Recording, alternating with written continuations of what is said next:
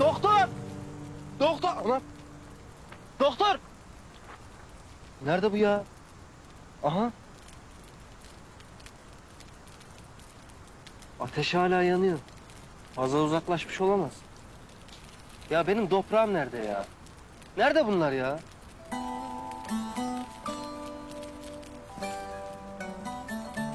Hey maşallah be. Adam alevlerin, alazların arasından geliyor. Hey maşallah.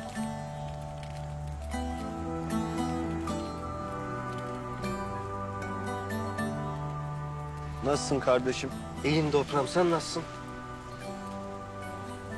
Sana önemli haberlerim var. Vallahi benim de sana önemli haberlerim var. O yüzden 72 tane cevap zaramı bıraktım. Babamın yanında çalıştığım işten çıktım. Ya daha doğrusu evden kovulduğum gibi oradan da kovuldum. Nasıl olur ya? Vallahi 2 güne batarlar, cas çavlak ortada kalırlar. Sen olmadan işler yürür mü? Yürümez. Gonca ile beraber Fuat Bey'in buraya yeni açtığı fabrikaya ortak oluyoruz. Sen de bizimle birlikte çalışır mısın kardeşim? Ya toprağım, sen iste ben seninle ölüme giderim ya. Ama ben acaba 1-2 gün ücretli izin kullanabiliyor muyum? Yani tabii istersen kullanabilirsin. Niye? Ertesi gün nikahım var da. Ertesi gün mü? Yıldırım nikahı yapıyoruz. Ama şöyle bir sorun var. Nurbanu'yu kimden isteyeceğiz?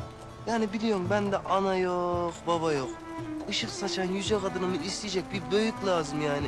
Kim bu büyük? Kimle isteyeceğiz ya? Ben de isteyeceğim. Bismillahirrahmanirrahim. Aferin Ali.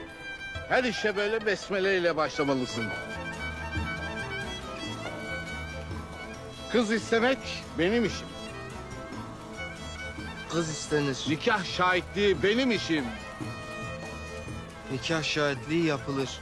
Bitmedi. Bu da benim işim. Gerdeğe girerken damat dövülür. Komple diyorsun yani. O'dan Z'ye komple. Lavdaktır. 77 kıtada 777 çiftin nikahını ben kıydım. Onun için kendini bana bırak Ali. İyi bari. Bir dakika. Kimden isteyeceğiz Nurbanu kızımızı? Bak orası daha net değil. Nurbanu'nun çalışmaları devam ediyor.